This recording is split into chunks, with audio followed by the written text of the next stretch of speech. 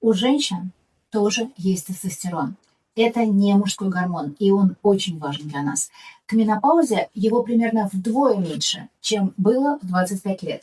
У женщин он отвечает за энергию, мышцы, мотивацию и желание близости. Когда после менопаузы пропадает желание, это не характер испортился или любовь прошла. Часто это всего лишь физиология.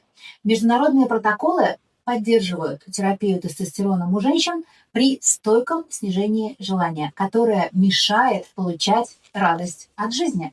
Дозы всегда женские, в разы меньше мужских. И подбирается это только с врачом. И продается тоже только по рецепту врача. А перешлите той, у которой просто нет сил и ничего не хочется. Иногда это не усталость, иногда это просто гормоны. И будьте здоровы!